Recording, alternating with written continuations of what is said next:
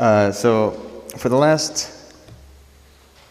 5 years, I've been helping people in the Middle East set up hackerspaces.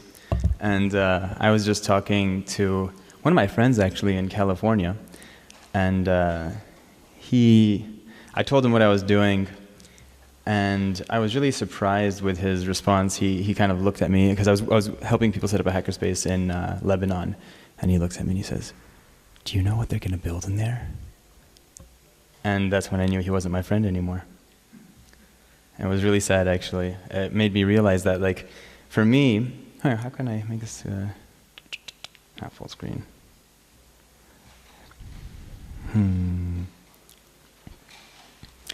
So, we all just heard some really intense stories.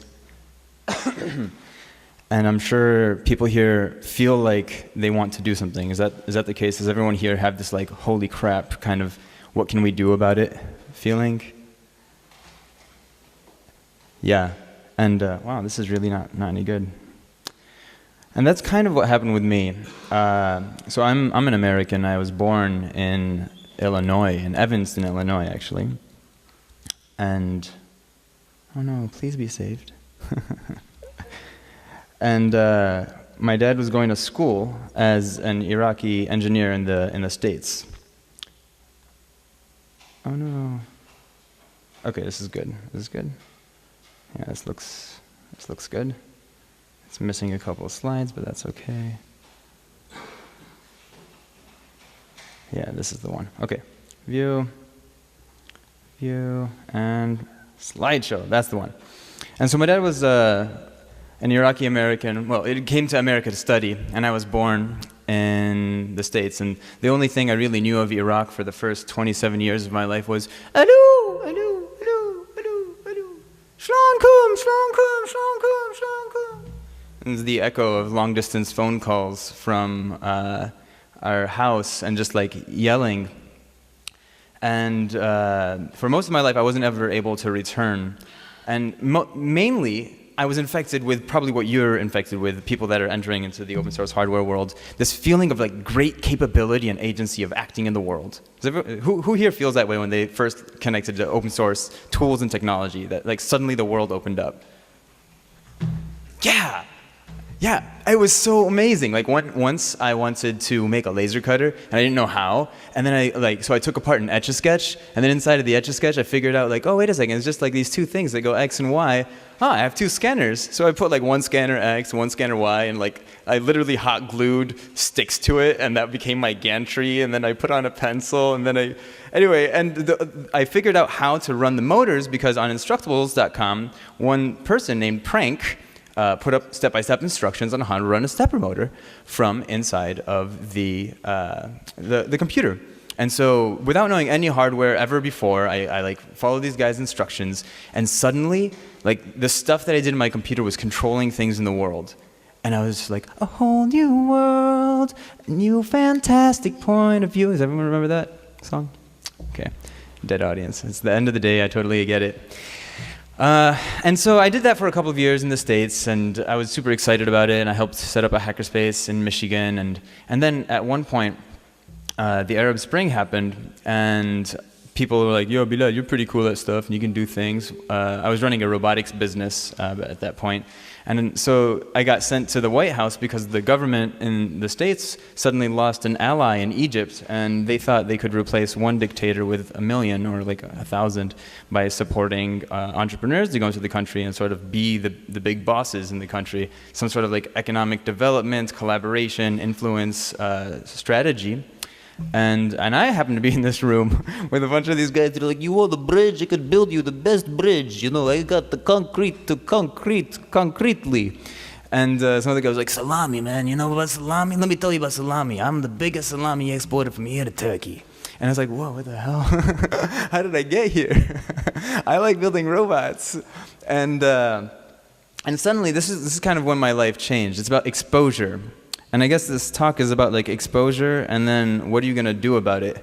And what happens when an ideology gives you this weird mentality that you can do whatever you want, and that like the world is a whole like playground full of possibility for you to do things, and kind of the responsibility that we have with that. And so I was in this place feeling like I could build anything, I could do whatever I want. And then I started noticing what the government was up to, and I was thinking to myself, oh, we don't need to replace the governments from the top down. We need to try to talk about a sense of agency that comes up from the grassroots, kind of like what me and my friends are doing in Michigan. That's what gave me the stupid idea to go back over to the Middle East. A couple of years before that, I had met some of my family members in Syria, back when Syria was safe. And it was the first time in a long time that I'd been in the Middle East and finally got a chance to meet my uncles. And it was terrifying, actually. It was beautiful and exciting, and I loved the figs. Oh my God, I love figs, and Syria is just full of figs. And full of refugees at that point from Iraq running away from the sectarian violence. And so my cousin grabs me and he's like, dude, you gotta get me out of here. Can you get me $20,000 so I can get a underground passport to Sweden? Or do you know somebody that I can get married to in America? Get me out of here. And I saw this fear and this terror in his eyes. And that was when I was flying home from that flight. I was telling myself, someday I'm gonna come back and I'm gonna make this place better and safer. I had this idea that maybe something that gave people hope would prevent some of the violence. I was reading a bunch of things about basically suicide bombers blowing themselves up because people promised they would take care of their families. And I started making this connection between economic opportunity and possibility and basically a hope for a world that you participate in and the violence that was happening. And so all of this stuff came to a fore in 2011. I was like, oh, this is going to be great. I'm going to go overseas. I'm going to tell people hey guys, we can hang out and build stuff with Arduinos and make our own futures and make money and everything will be good.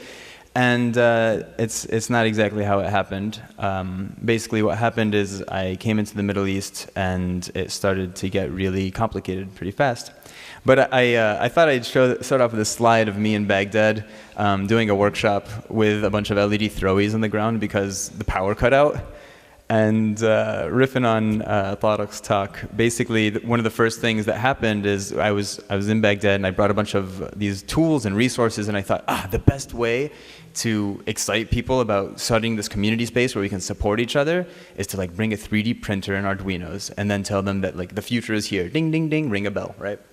And so I brought these tools, and the doctors were super excited because these power outages that we were experiencing in the venue happened in the hospitals, and they didn't have reliable access to the machinery that did their biometric data. So we needed even the simplest thing, like a heart rate monitor. But since I was so terrified by being in Baghdad, I booked a 3-day flight. It was kind of like dipping my toe in the water. And so I come in and I leave, and I'm not really sure what to do or how to connect with these doctors anymore. So I write up my experience. I'm like, oh my God, these doctors in Baghdad, they would really like heart rate monitors. And I wish I knew about Tariq back then. But I put it up on Instructables, and some guy messages me. This is the power of the internet. He just messaged me. He's like, I'm probably the only guy who knows about Arduinos in Baghdad. Connect me with the doctors. And so this is not my picture. This is Murtala. We became pretty close friends after that. He started working with the doctors on this open source heart rate monitor. This is one of the early prototypes. But I think the result of this is that I didn't know what was going to come next. So we put this out there, the project went, we didn't know anything about how to get lawyers to make sure it's validated. I don't even know if the doctors are still using this tool. And I decided that I needed to keep coming back. And so I started coming back, and I really wanted to showcase to the world. You guys know about this idea of Jagad innovations, something about innovating in resource-constrained areas can show the rest of the world how to do really efficient and practical designs, design from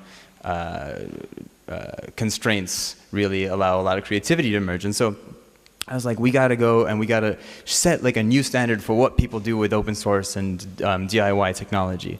And so this is my cousin, he had an amputated leg, and I had just learned about 1-to-3D catch, right? And so I took a bunch of pictures of his leg, and he was having a bunch of sores. I didn't know anything about prosthetics at this time, but again, this is what happens when you get infected with you can do anything you want if you figure it out, and the internet has some answers if you ask. And so I was like, okay, let's figure out prosthetics. Oh, God. So we tried. We did this project where we scanned his leg. We printed a socket, basically, to try to make sure that the pressure wouldn't be right on the bone. And I kept doing projects like this, kept coming back because I wanted to see these maker spaces make great good, right? And I thought I could do it. And so the really awesome thing is after all these projects, working with a community there, we started developing Fikra Space, the Baghdad hackerspace. And we did like radiation monitoring, we did prosthetics, and now Fikra Space mostly does iPhone apps. And in the end, in Basra, I started doing this radiation monitoring because I met up with a doctor in Erbil, and the doctor was like, bro, you know what's really bad in Basra? Radiation. We are having a lot of like cancers in children. You got to come like help us figure this thing out. And I had just happened to have brought a DIY Geiger counter from Safecast, which they developed in Japan, to Erbil as a demonstration of what you can do with open source technologies. Like, hey, look what these guys did. They saw a problem and they solved it themselves because the government couldn't provide enough Geiger counters to keep their citizens safe. And he was like, we need that in Basra. Can you come? So I came to Basra and I worked with a bunch of people doing this sort of research, and ultimately it was really hard, much harder than I thought. And if anybody wants to build a DIY mass spectrometer, that's actually going to be way more helpful because I need to do soil samples. But the point is, we did all this work, and in the end, what Basra wound up doing is they started building MegaBots. Do you guys know the MegaBots? Yeah, so this is what's really inspiring them. They want to build this gigantic robot with giant paintball guns on it to compete with Japan and the United States in the MegaBot competition international. And it's beautiful. This is where they set their sights. And the reason why I put Foucault up here is because he says something like, I'm going to paraphrase, but he says something like, you can know what you do, and maybe you know why you do it, but you never know what the world is going to do with what you're doing. And all of my good intentions trying to bring these like interesting insights how we can use DIY and open source technology, I think you call it useful source. I'm like trying to show like demonstrate useful source stuff, and it just doesn't work. And I think it's really interesting because there's a bunch of other people trying to do this now, including everybody in the valley.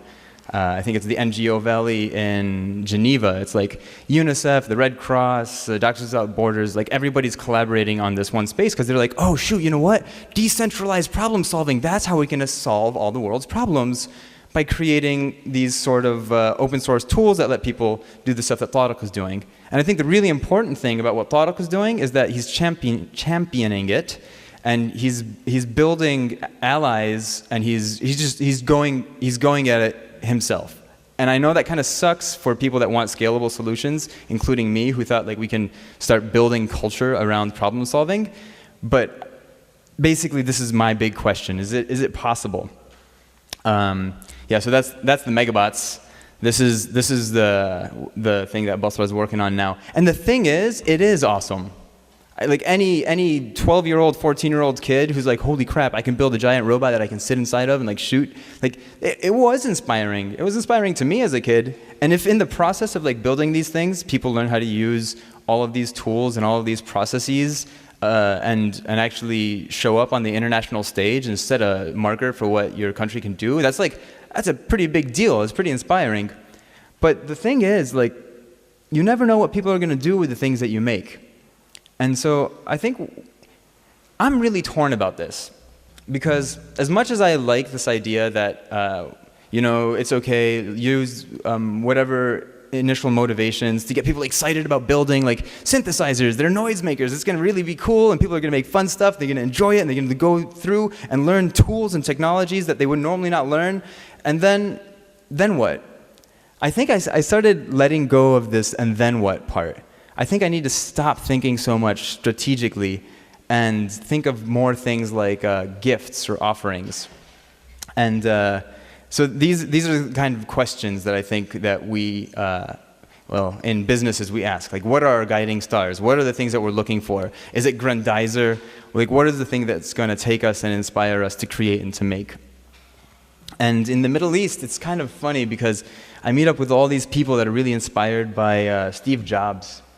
And I think what it looks like is like a metaphor of a chick. People see a chick popping out of a shell and they think like, oh cool, I can start my own business and do something great in the world, and people will put me on books and make movies about me when I'm dead.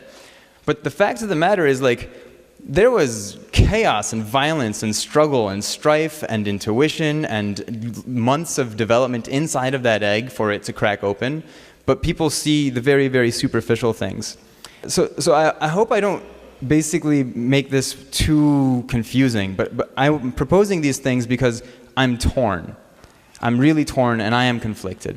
Because I'm going to give you two really quick stories about why good is hard. I give you some stories about how I was attempting good and how confusing it became as time went on. But you'd think that people that won Nobel Prizes would generally be pretty sweet dudes, right? Like, this is a great motivator, you know, sort of MegaBots dangling a prize in front of people to excite them to act for many years, doing really hard things. And here's one of those people. You can see he's basically Foucault with a mustache.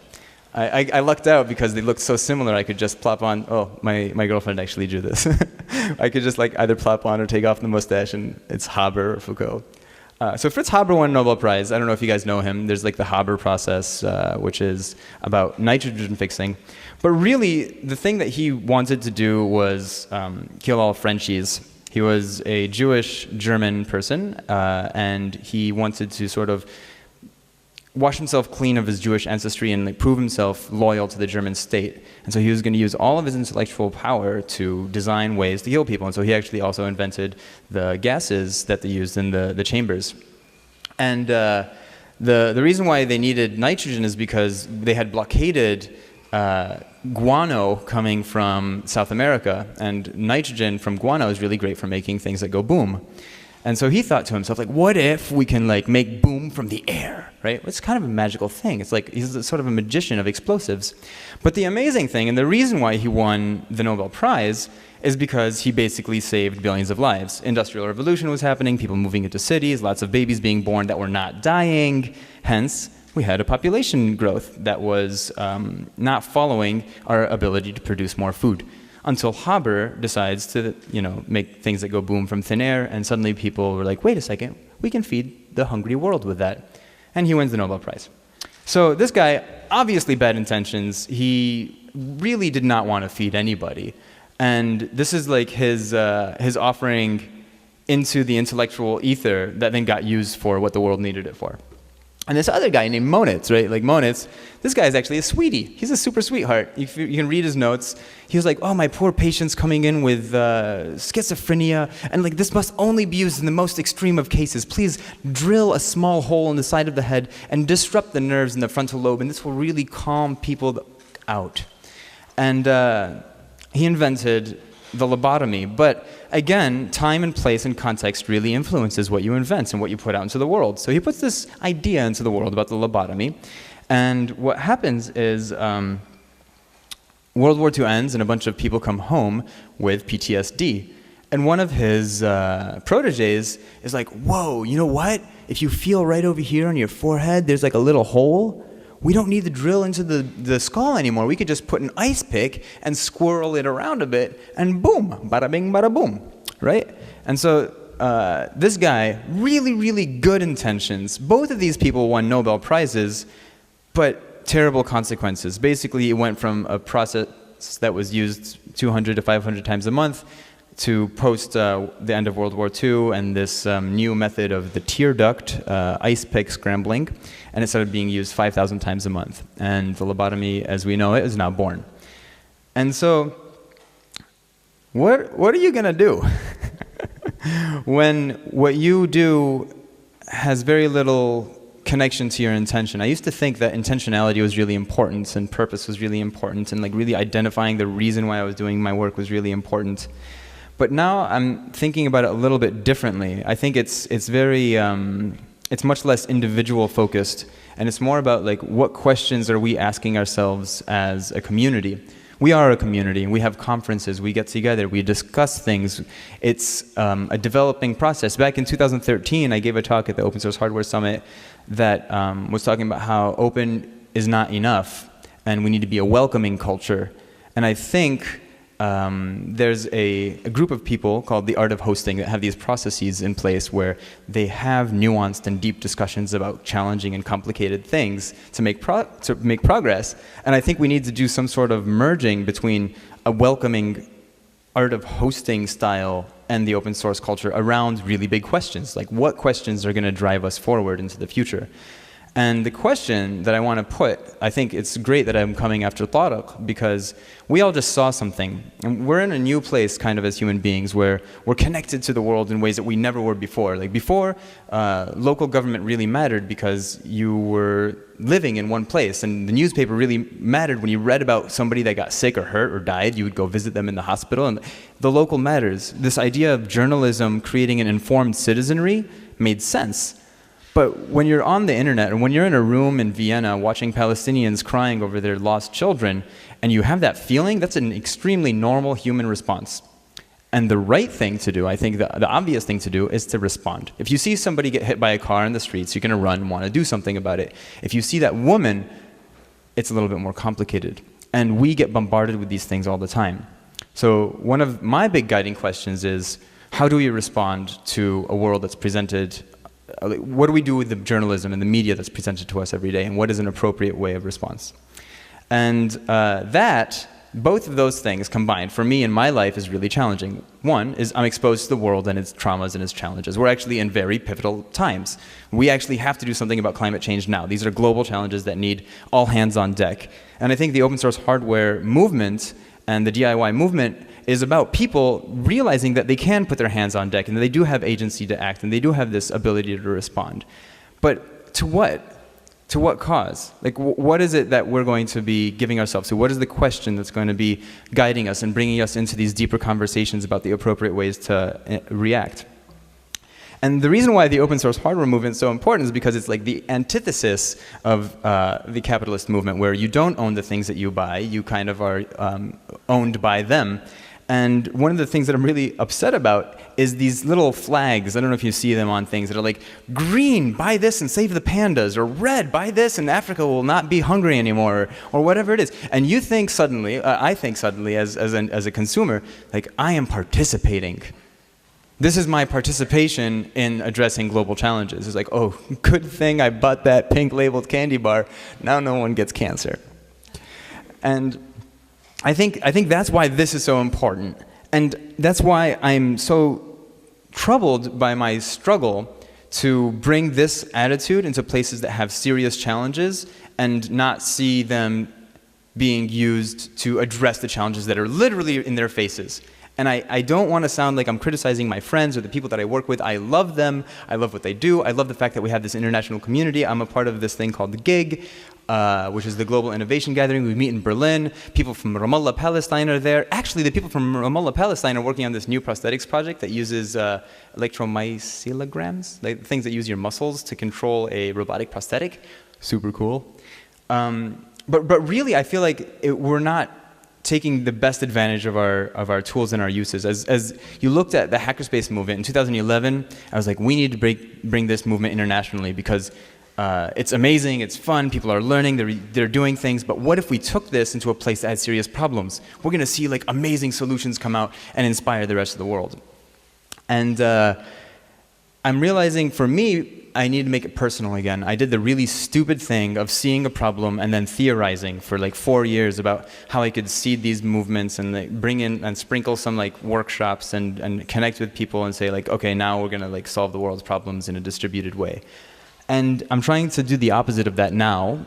I've moved to Beirut, and I'm like individually, I'm living there now, and I'm working in a refugee camp in the middle of a trash crisis while I can't actually drink my water. Actually, we don't even want to brush the teeth with the water anymore because it's the trash is leaking into the ground system, and apparently people think it's poisonous.